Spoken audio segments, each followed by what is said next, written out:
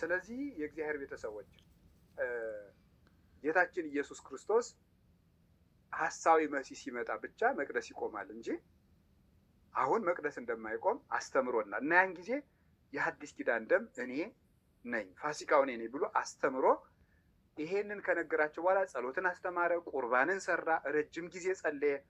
ይሄንን ከዮሐንስ ወንጌል ምዕራፍ 13 እስከ ምዕራፍ 17 ያለውን ሙሉውን የጸሎት ሐሙስ ዕለት ነው ያስተማረው። ስለ ፋሲካው ሐሙስ እየነገርኳቸው አሁን ፋሲካችን ኢየሱስ ክርስቶስ ነው። አንደኛ ቆሮንቶስ ምዕራፍ 5 ቁጥር 7 ላይ እንደተጻፈ ፋሲካችን ክርስቶስ ታርዷልና እንዳለ ቅዱስ ጳውሎስ አሁን ፋሲካ ክርስቶስ ነው። ተደጋጋሚ በብዙ መምህራን ሰምታችኋል። ፋሲካ በዕብራይስጡ ቋንቋ ፔሳህ ነው የሚባለው፣ መሻገር ማለት ነው፣ ማለፍ ማለት ነው። ስለዚህ ክርስቶስ ከሞት ወደ ሕይወት ስላሻገረን ፋሲካ ተብሎ ይጠራል ማለት ነው። ከሞት ወደ ሕይወት፣ ከባርነት ወደ ነፃነት፣ ከሐሳር ወደ ክብር፣ ከጉስቁልና ወደ ብርሃን ሕይወት ያሻገረን እርሱ ስለሆነ ነው። መሻገሪያችን ክርስቶስ ነው። አሻጋሪ መሻገሪያ ራሱ ወደባችንም ኢየሱስ ክርስቶስ ነው። ቤተክርስቲያን ለዚህ ነው ጧት ጧት ኪዳን ስታደርስ ዘኮንከነ መርሶ ሕይወት ሙስና ዘኮንከነ መርሶ ሕይወት ሙስና ከጥፋት አድነህ የሕይወት ወደብ የሆንከን አንተ ነህ የምትለው ለዚህ ነው። አሁን እንግዲህ መርከበኞች ነን ሆናችኋል ብላችኋል አይደል?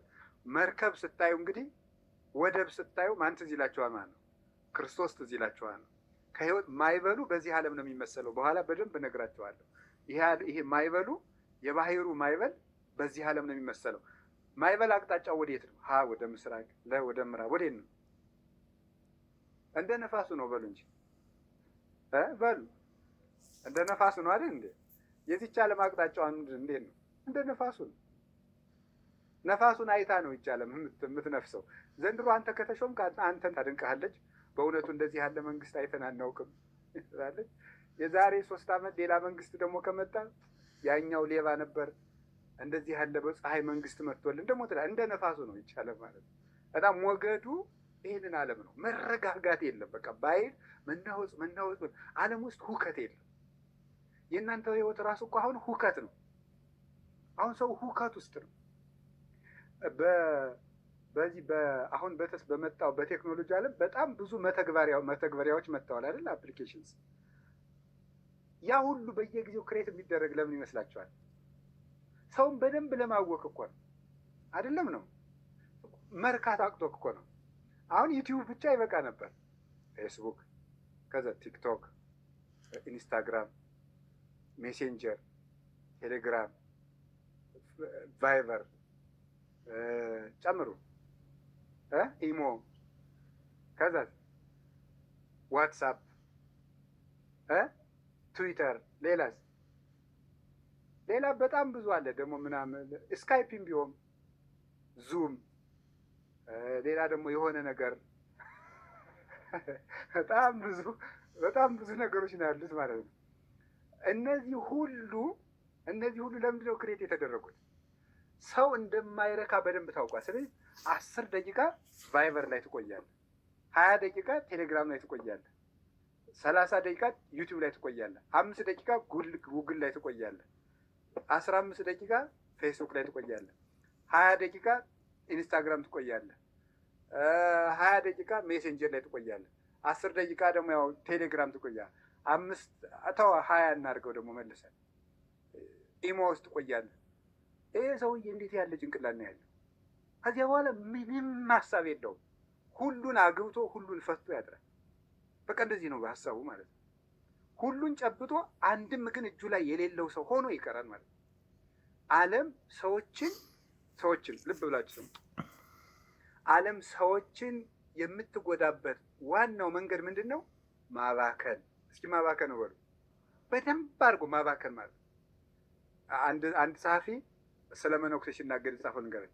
መነኩሴ ማለት ትኩረት ያለው ትክክለኛው ምንድን ነው ሰው ማለት ነው ብሎ ተናግሯል። በነገራችን ላይ ምንም መነኮሳት የሚመነኩሱት ለምን እንደሆነ ታውቃላችሁ? ለብዙ ሰዎች የሚመስላቸው ጋብቻ አንፈልግም እኛ ጻድቃን እኛ ቅዱሳን እንደዚህ የሚመስሉ፣ በፍጹም ጋብቻ ኃጢአት ነው። አልወጣንም። ጋብቻ እንዲህ ቤተክርስቲያናችን ወርቅ ቤተክርስቲያን ነው ያለችው። እኛስ ጋብቻ ክቡር እንደሆነ ምን እንላለንም ነው እናውቃል። በዕለት በቅዳሴ ነው እንደዚህ የምትለው። በቅዳሴ በየሜዳውም አትድርም እንደዚህ እየቀለደች እንዲሁ ምን በቃ ክርስቶስ ባልን ይወክላል፣ ቤተ ክርስቲያን ደግሞ ሴቲቱ ትወክላለች። ማግባት እንደ ክርስቶስና እንደ ቤተ ክርስቲያን ሙሽርነት ነው ብላ በኤፌሶን 5 ላይ የምታስተምር ቤተ ክርስቲያን ነው። ጋብቻ ቅዱስ ነው። ሌላው ቀርቶ ክርስቶስ ጋብቻ ባይሆን ይወለድ ነበር። ባይኖር ምን ማለት ነው? ጋብቻ ባይኖር ድንግል ማርያም ባትወለድ ማለት ነው። እሷ በድንግልና ነው የወለደችው። እንዴት ሊወለድ ይችላል? ጋብቻ ክርስቶስ እንኳን ከሰማይ እንዲወርድ ምክንያት ነው። ባይኖር ክርስቶስ አይወለድም። እናቱ የትዳር ውጤት ስለሆነች። ታዲያ ለምንድን ነው መነኮሳት የሚመነኮሱት ስትሉት በትክክል ክርስቶስን ማሰብ የሚችሉበት ምን ለመፍጠር ነው። ምንድን ነው የምትሉት? ከባቢ አየሩን በሉት በቃ እንደዚህ ያለ ማግኘት ነው። በቃ ክርስቶስን ብቻ ማሰብ እንዲቻል። ስታገባ በጣም ብዙ ነገር ነው ያለው፣ ግን አግቡ። ስታገቡ በጣም ብዙ ነገር ነው፣ ግን እያሰብከው ነው መግባት ያለብህ ነው። አሁን እኔ እዚህ ዋልኩኝ፣ ተነስቼ ሂጄ ቤቴ እተኛለሁ። ተመስገን። ስነሳ ማንን ነው የማስበው?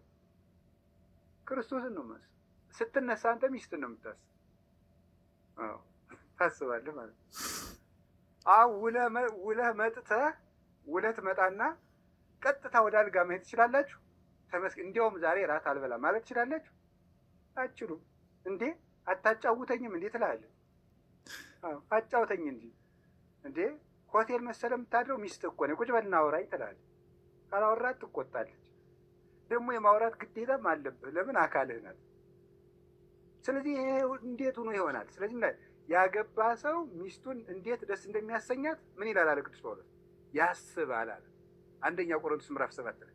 ያላገባ ሰው ግን ክርስቶስን እግዚአብሔር እንዴት ደስ እንደሚያሰኘው ያስባል። ከዚያ የተሳ ሴቷም እንደዚሁ ወንዱም እንደዚሁ ማለት ነው። ስለዚህ አሁን ግን እኔ የምነግራችሁ ጋብቻ ቅዱስ ነው። ክርስቶስ ባርኮታል፣ ቀድሶታል። ተገኝቶ ውሃውን ወይን አድርጎ ራሱ የባረከው ትልቅ የመንግስተ ሰማያት በር ከምስጢራተ ቤተክርስቲያንም አንዱ ነው።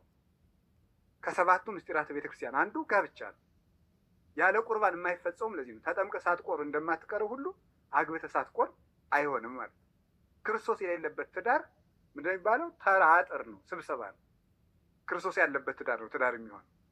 ግን የሆነ ሆኖ የምነግራችሁ ባላችሁበት ቦታም ሆነ የግድ መመንኮስ የለባችሁ። ሁሉም እንደተጠራበት ይኖር አይደል? ቅዱስ ጳውሎስ ሁሉ እንደተጠራ ይኖር ብሏል። ትዳር እግዚአብሔር በትዳር አገለግላለሁ ካላችሁ ግቡና ራሳችሁን ጠብቁ። ግን ስትኖሩ ከመባከን ተጠበቁ ነው። ምንም የማታፈሩበት ሜዳ ላይ አትሰማሩ። ምንም የማታፈሩበት ሜዳ ላይ አሁን በጣም አንድ ሰውዬ የተናገረው ነው። አሜሪካዊ ሰውዬ ነው እና አሜሪካ ደነቆረች ብሎ ነው ሰውዬው የሚናገረው። መጽሐፉን ነው ያነበብኩት። በጣም ትልቅ ሳይንቲስት ነው። አሜሪካ ደነቆረች እባካችሁ ተብሏል። ያደነቆራት ደግሞ ሶሻል ሚዲያ ነው ብሏል።